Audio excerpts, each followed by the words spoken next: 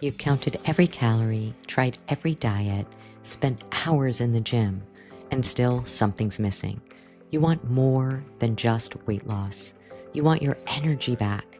You want your confidence restored. You want a way of living that doesn't feel like punishment. Welcome to Master Your Metabolism, where we cut through the noise, ditch the fads, and give you a real plan to become the healthiest, strongest version of you. Hosted by our team of expert coaches with proven strategies, science-based tips, and real-life encouragement, not just to help you lose fat, but actually create that lifestyle that you love. You've tried everything. Now, let's try what actually works. This is your turning point.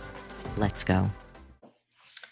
Hey there, everybody. Thank you so much for joining us. We are Mastering Metabolism, and I am here today with Coach Amanda.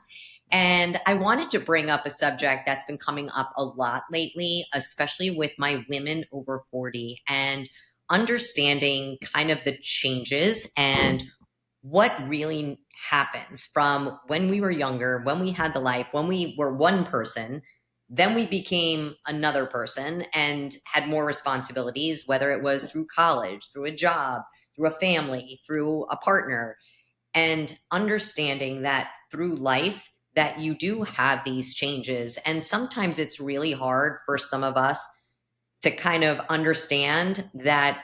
For me, it was, I have boys, and looking at my kids now and knowing that they are starting to transition and have their own lives, when my life was revolved around taking care of them.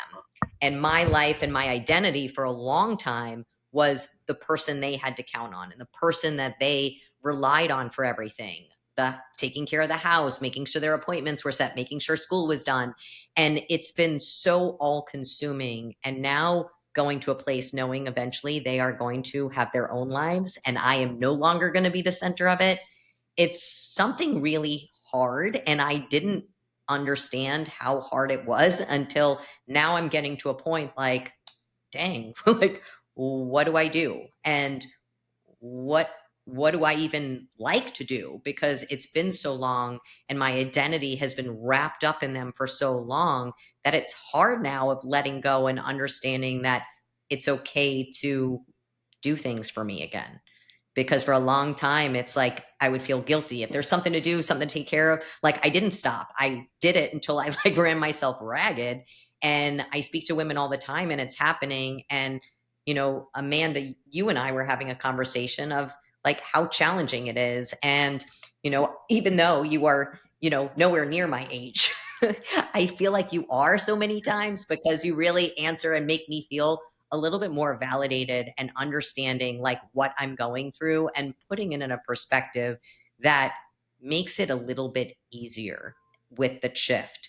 So I felt like it was so helpful for me when you and I had the conversation that I thought it would be a great topic for women to listen to because like I said, there was someone today that I was speaking to that they have always done everything. And now setting the boundaries and saying, nope, you can take care of that. I have something now to do for myself. It's like you feel that, oh, you know what? I should just take care of it and put myself to the side again. So, you know, I just wanted your insight and what you recommend to people when they're going through this and this battle that we kind of have inside and how to kind of navigate through it. Yeah. So, from a psychological perspective, there's a lot of things that apply very differently to women than they do to men. One of those things is the main thing that we as women can do that men cannot, which is be mothers. Now, I'm not just talking about children, right? So, a good portion of us become mothers. We have children, whether we adopt, we have them naturally, whatever it is. And then we are in that caretaker role as a mother to children. I do not have children, but I am a mother to fur babies. They are my Yes. children. I will lose sleep for them. I will sleep on the floor with them when they are sick. All of the same things. They just happen, to never grow up. But and then there are some of us who choose neither And what they choose to nurture is their careers. But Yes. all of us will find something, our purpose. And as women, we nurture. So if you ever go into a preschool classroom, you will see there are some things that kids do based on gender roles, that some are socialized that way, and some they just naturally gravitate towards. So for the most part, boys will engage in like rough play. They will look for things like cars and trucks and blocks, and you will see the girls in the little kitchen in the classroom with their baby dolls playing house. Yes, some of it is socialized, but there is a natural predisposition for that, and we can't discount that. That's something that's biologically built into us. So it's biologically built into us. Then whatever we decide to nurture, children, dogs, animals, Career. or careers, is something we choose to nurture for a very long period of time, right? You're raising children till they're, grown, 18, 25, whatever it is, 26. 42, you never know. Um, you're raising animals until they are 13, 14, 15, 16. This is a big chunk of time. A career could span 40 years, Yep. potentially. So you've not only found something that you're going to nurture and be invested in, we tend to give our whole hearts to those things. And then we're doing it for a very long period of time. And then when there's inevitable loss, your kids leave the house, your animals pass away, you retire, you're left with this feeling of emptiness and a sense of being very lost because your purpose no longer needs you. And that's very confusing from the lens that, you don't know what your purpose is anymore. Something that you've devoted your life to, that you've put all your energy into, no longer requires your energy. So now people think, oh, great, I can do whatever I want to do. It's actually very common in retirement. People work their whole lives to retire. And it's very common that when people retire, they become very depressed because Yes. now they have all of the time and availability, but there's no purpose, there's no meaning there. So I think when it comes specifically to women, we have to remember that there are stages of life, right? We look back, I'm 34, I look back sometimes and think, man, my body was so much better when I was 17, 18 years old, whatever it is, right? I didn't have aches and pains and the things that I have now, blah, blah, Nope. blah. We've all been there, right?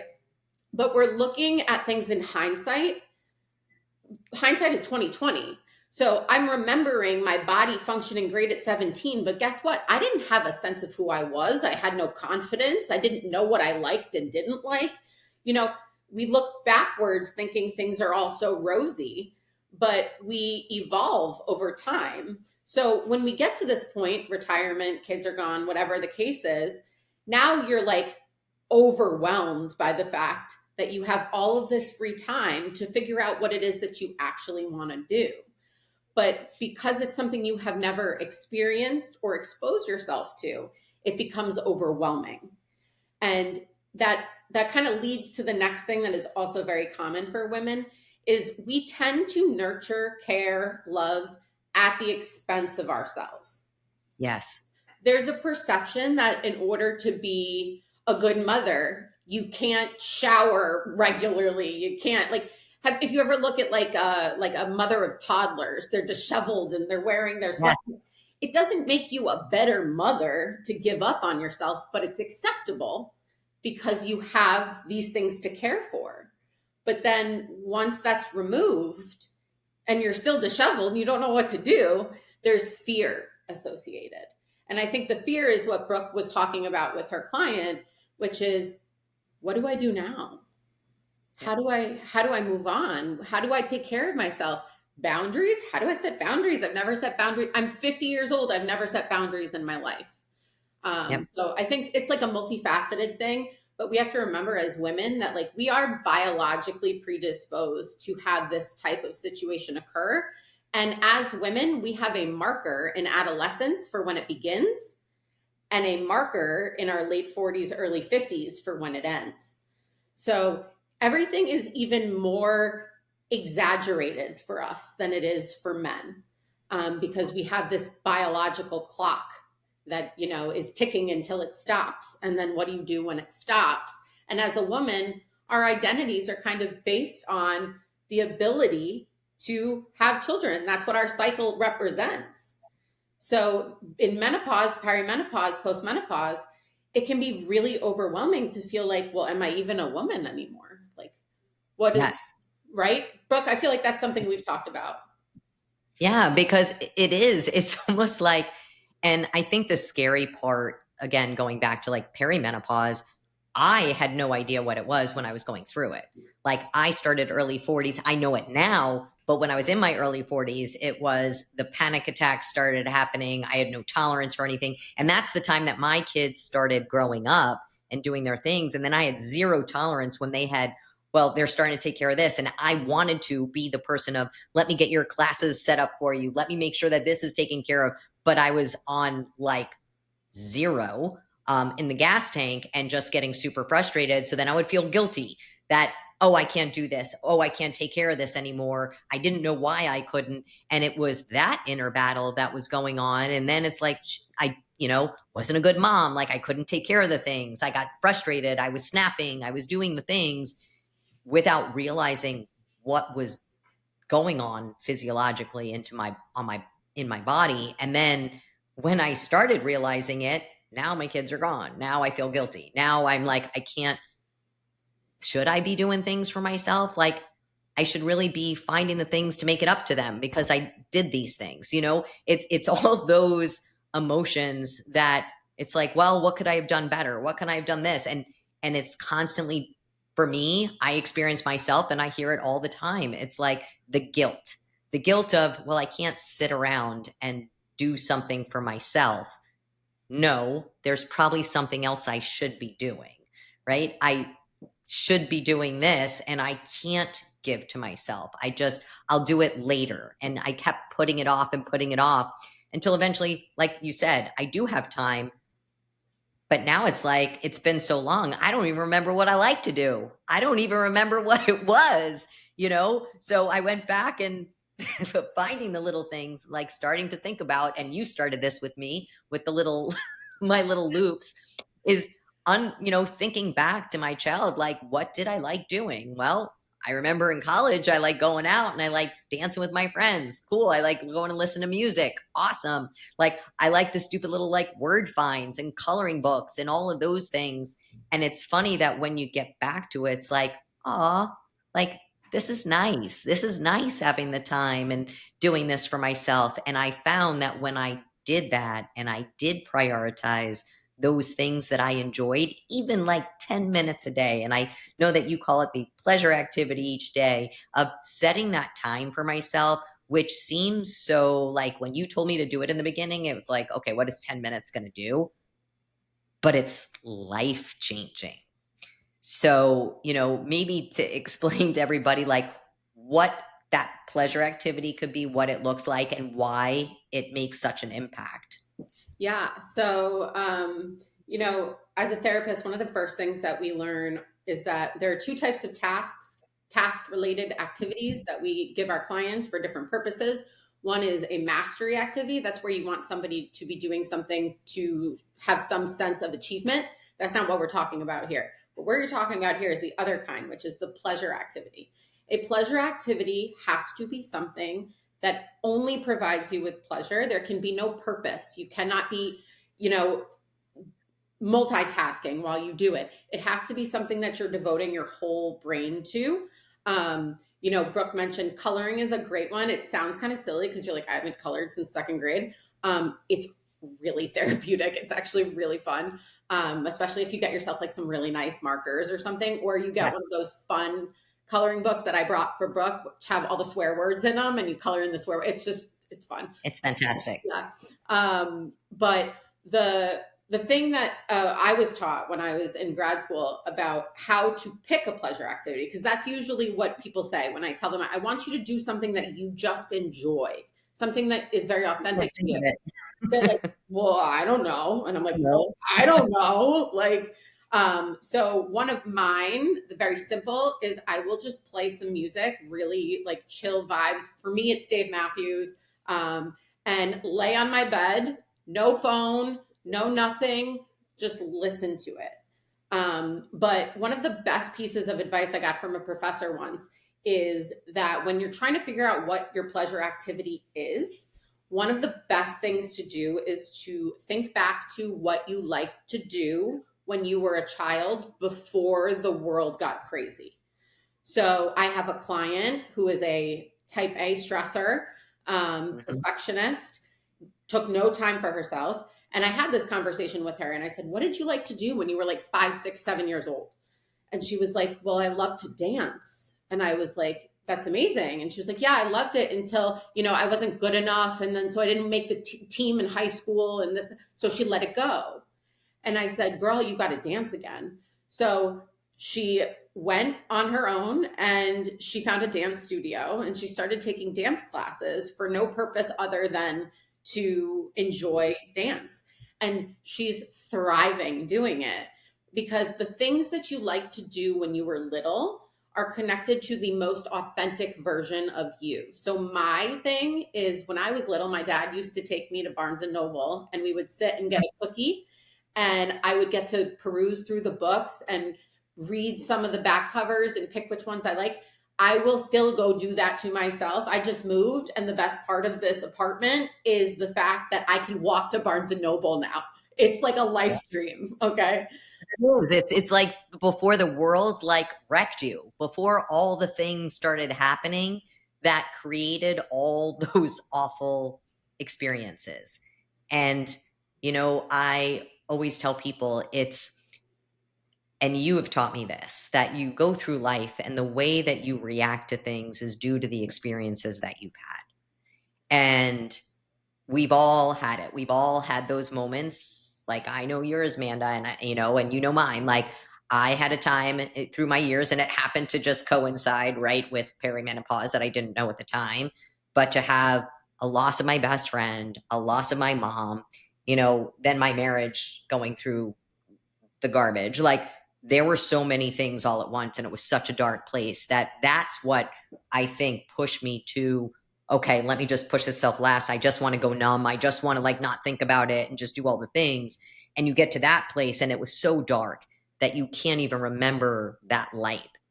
But once you move through it and you're able to get through it, you're like, okay, I'm through the storm, but I still it was so rough that it really takes effort to think about those things when I was like younger and what made me happy and what it did, because it was almost like survival mode to get through that darkness, you You know? forget when you're in the storm, you're right, Brooke. It is survival mode. Your brain it powers down the things it doesn't need and doesn't have the ability to use, and only has the things that you need to survive. And we get so used to functioning in survival mode that once we no longer need to be in survival mode, we just stay there because we don't know how to switch back. And that's the piece of this that's really important. This is the hardest part. You have to consciously be aware of this when you're trying to make these changes and employ different coping mechanisms in your life. It's not something that you're just going to like do. It's, I have 10 minutes between my last call and my next call. I could get done like three more things or like clean my kitchen really fast, or I could just sit here and listen to music for 10 minutes. It doesn't feel natural, but like any other habit, the more you do it, the more natural it feels. And one of the things that Brooke mentioned that I kind of want to touch on is that sense of guilt. Mhm. Is I should be doing something else. Well, one of the things that I tell my clients is if your brain says I should, blah, blah, blah, you know that that statement is not congruent with who you are. If it was, you would have said I will or I did. Get to. I get to. But should means I feel like it's something I'm supposed to do, but I don't really want to. So we have to be really aware of where we're using those words. And those words are what's going to trigger in your brain to say, should isn't exactly right. Maybe I should reevaluate what I'm doing right now. That's how you have that sort of thought change. And the other thing that I tell my clients all the time that, like, I swear this is my next tattoo because I need to remember it. And I do that. I tattoo stuff I need to remember on my body. But there's no amount of guilt or shame that can change the past, and there's no amount of anxiety that can change the future. So if you're struggling with feelings of guilt and shame over something that already happened, it's not serving you because you can't do anything about it. It's already happened. If you're projecting anxiety into the future about something that hasn't even occurred yet, you don't know what's going to happen. So your anxiety is not accurate. And I think that those two things kind of go hand in hand with what we're talking about right now, which is being present. Yep. And that's what, like, I get the whole, like, if it's not going to happen, like, don't worry about it. It hasn't happened yet, because now it may happen, but now you've worried about it twice. That one I could do. Like, that one you've done really well with me, and I could figure that one out. The thing that I have challenges with is ruminating and thinking about the thing that I did wrong and playing it back in my head. Like, how can I do that again? And that is really challenging for me. That one of not looking like, why did that happen? Why did I not take care of that? Why did I act that way? It's that part of it that I struggle with, because I will be thinking 100 times on what I could have done. And that's probably the most common thing I hear from any client I've ever worked with in my life is we have these regrets. And you can have regrets for things that didn't go the way that you had hoped they would go. But you have to recognize that you can't do anything about it, that you can control what you can control, right? So it's kind of like, we live in Florida. There's a hurricane coming. I can put up shutters, but if it's a strong hurricane, it's going to blow my house down, right? But what else could I have done? I did what I could do, and I can't go back and change it. What I can do in the present is pick up the pieces. And that's an important thing too, is sometimes we forget, we get so stuck in the past of the things you should have done that you forget that there are things you can do right now. Now, May not be exactly like the past, but they're 75, 80, 90% better than nothing. yep, yep. And I think that's something, again, just to work on my end of just recognizing and stopping myself. And I know you've said this to me before of like, well, you could be upset about it, you could think about something, but giving yourself a limit, like, this is all that it is, and then we got to move on to something different. And I think it's that of having something concrete that I can do and say, okay, I've thought about it, that was it, I can't think about that anymore, but what can I do, like, right now as a result of what had happened in the past? I have a really good example that I think ladies will align with. So for those who don't know me, I had, a fit-ish body most of my life. And then in my mid-20s, I gained 100 pounds, and then I lost 100 pounds. And I am left with some loose skin and some stretch marks. And if you've had a baby, you got some too. A big weight loss, you're with me, right? Sometimes I look in the mirror and I'm like, oh, all I can see is these stretch marks. I wish that I could go back and not have gotten so fat. And then I have to kind of remember that I built this body out of nothing, right? I mean, abs where there once was a big old belly, And I can be upset that I'm never going to have the body I had when I was 18, that like flat, perfect, no skin issue body. I can be upset about that, but I can't let it define me, because guess what? Gaining and losing 100 pounds, which is what gave me the skin, also gave me my career. So it also gave you your children. So you have to remember that you have things now. You had to pay a little price for it. That's okay. We pay for things all the time. You want a new purse? You pay $300 for that purse. That's a reasonable thing, right? But getting a child and then winding up with some stretch marks seems like might be okay, But that frustration you're allowed to have it, but you have to channel it and fuel it into making yourself the best version of yourself that you can be now, not getting stuck looking back at a version of you that you're never going to be again. And frankly, you probably wouldn't want to be again.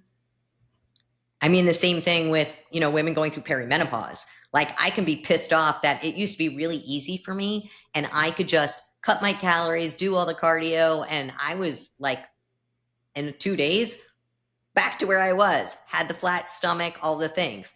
2 C-sections and going through perimenopause. And I myself had a very rough time and struggling through that time and trying to get the body that I had when I was younger.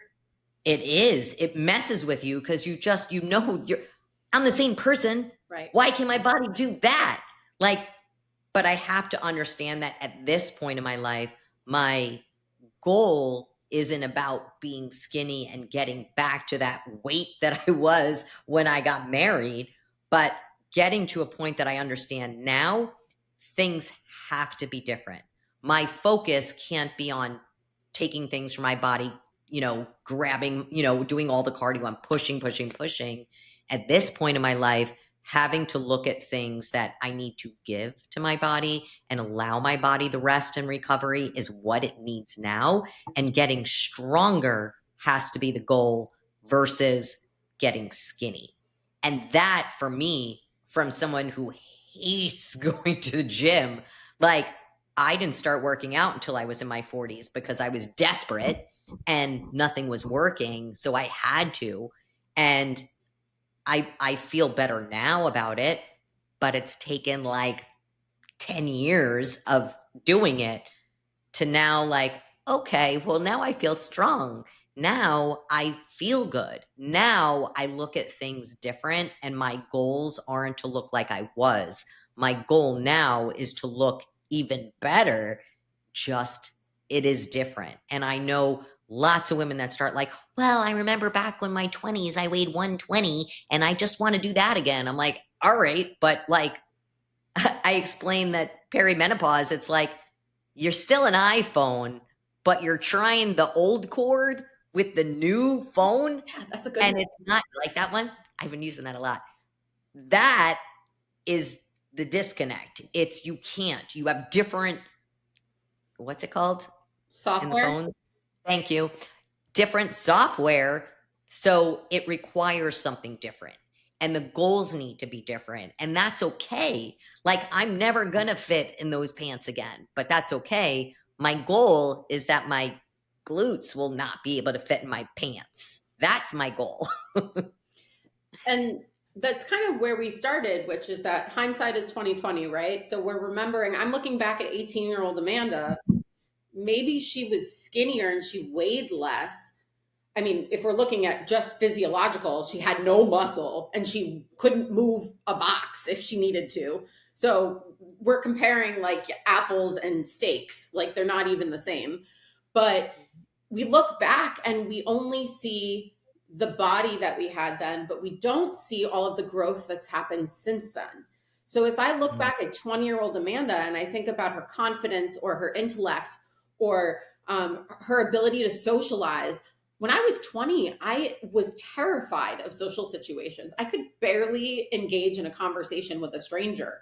So those are things that, like, we look at the body, but we forget the mind and how it's grown. And truthfully, as we grow, whether you're going from a child to a teenager or from a teenager to an adult or adult to an older adult, whatever it is, like, you're supposed to grow and change and evolve as you get older. If you stayed the same, can you imagine if you were still the same person you were when you were 11?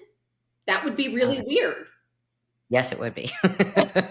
I mean, it's we look at things sometimes through these rose-colored glasses that don't allow us to see that maybe we've given a little bit up for something, but we've gained so much in the process.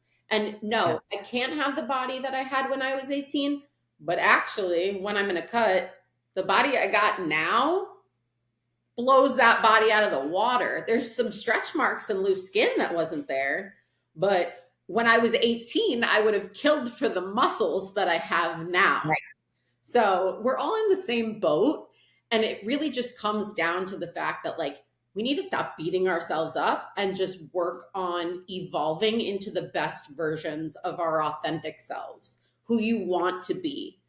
I mean, for me, I actually try to be who 18-year-old me wishes she could have been. And Yes. that's powerful in and of itself. Yep.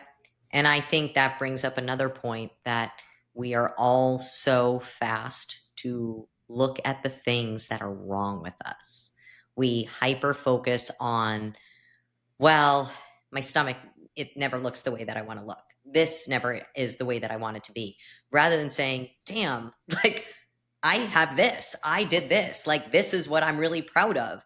And we are very quick, and I notice it with myself, I notice it with clients. They always pinpoint the one thing that is their weakness, and they forget to look at all of the things. You know, when we're doing check ins, they're thinking, well, my stomach is still there. I still have that pooch in my stomach. Okay, but let's look. Like, you're doing so much better with your food choices. You're doing so much better with your sleep. You are feeling better. Your energy is better. Your digestion is better. This is better. Yeah, but my stomach. I'm not going to pick on you, Amanda, but it is. It's something I find that we all, and you know, it's funny. And I tell them, like, if that was your daughter, because I was speaking to a woman today, and like, she's like, oh no, like, I look at her and she's beautiful. And I tell her all the time, and it's interesting. Like, you are able to look at somebody else and being able to view them in with that lens. But when it comes to ourselves, we are so many of us are so critical with ourselves and just get hyper focused on the thing that is wrong. That is probably one of the things I talk about most with my clients is you have to think about your brain instead of like a right brain and a left brain. You have to think about a rational brain and an emotional brain. So your rational brain is the brain that is informed, that uses evidence as proof for things. Your emotional brain is the one that's like, I feel fat and I'm disgusting and I hate myself.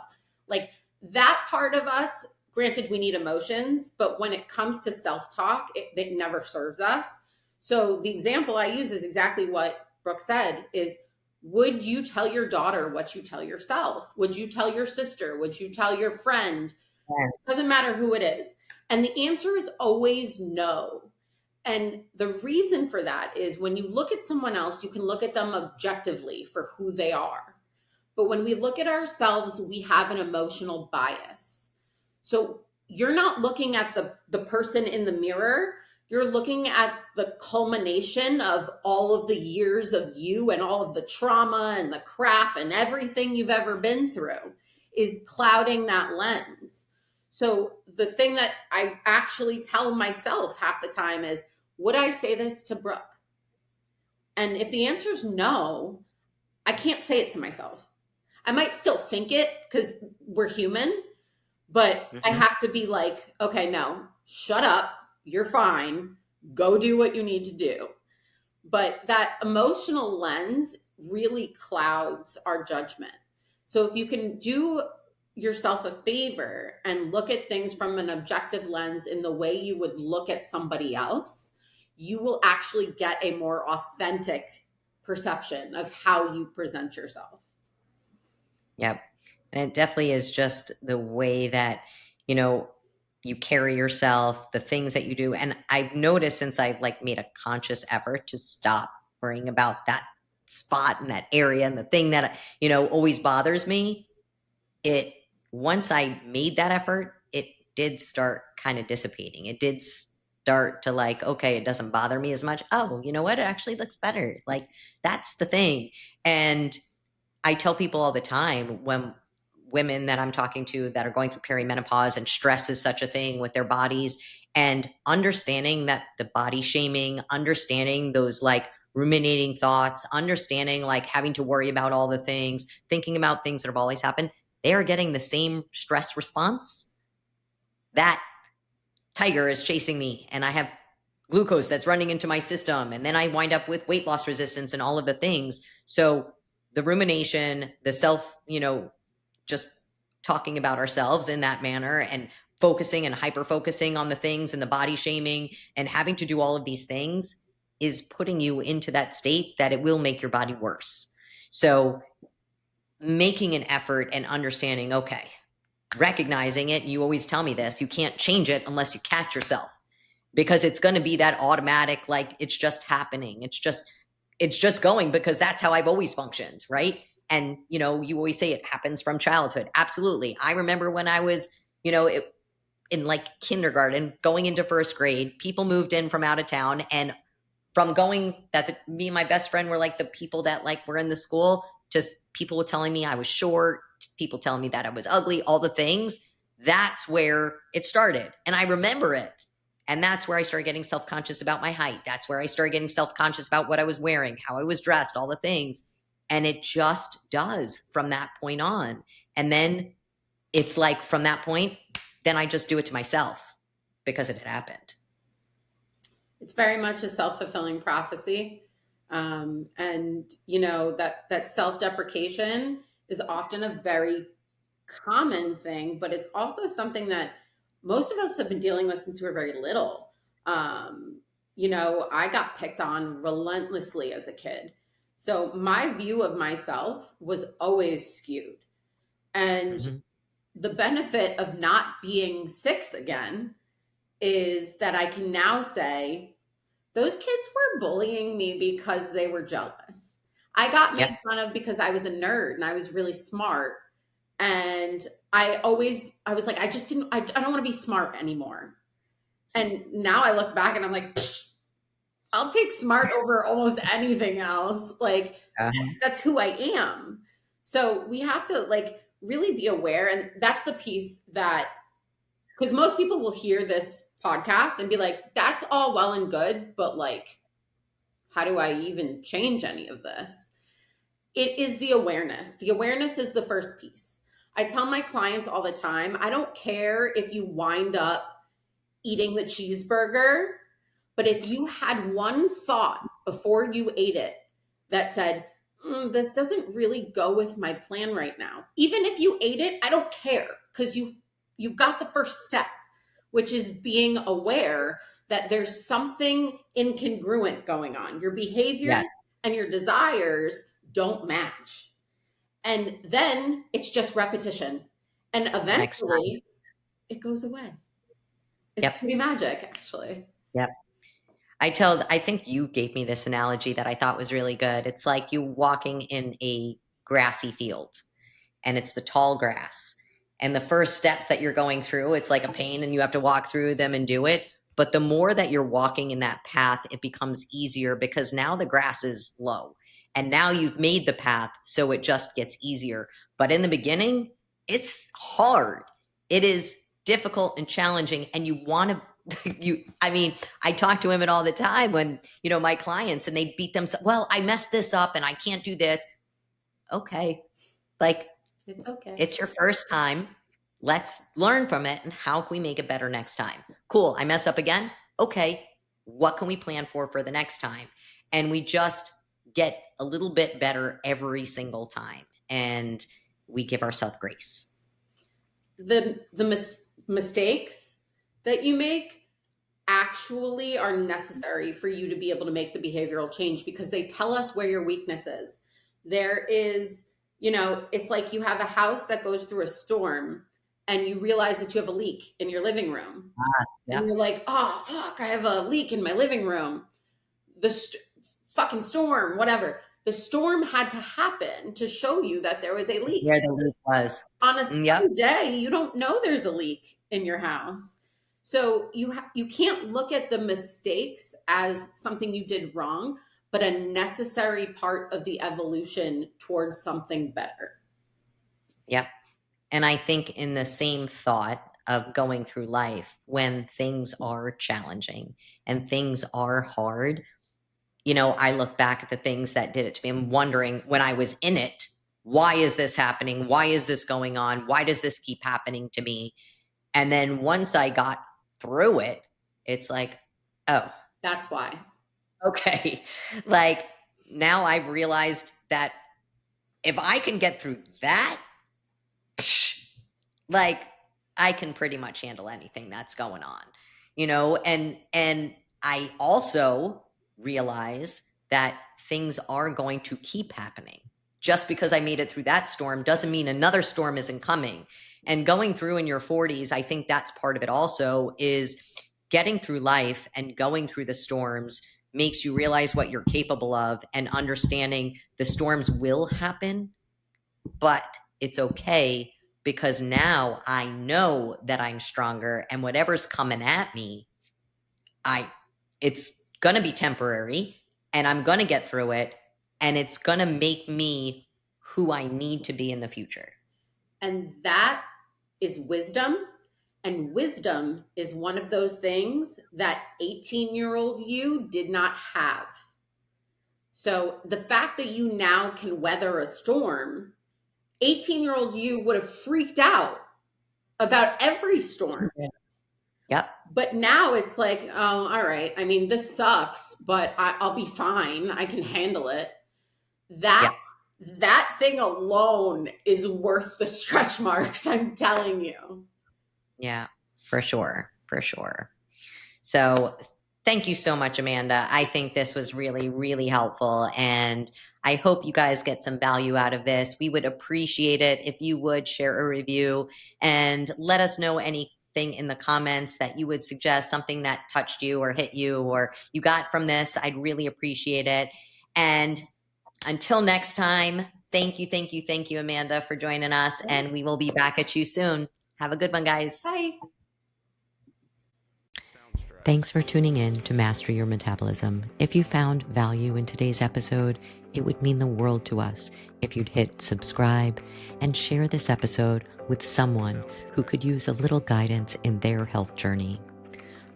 Ready to take the next step? Head over to www.mastersfitnesscoaching.com and you can book a free call right from the site, so we can chat about your goals and how we can help support you. Don't forget to join our Facebook group, where we're sharing coaching tips, support, and tricks to help keep you on track and continue making progress. You don't have to do this alone. We're here to walk with you every step of the way. Until next time, stay consistent, stay kind to yourself, and keep mastering your metabolism. Let's do this together.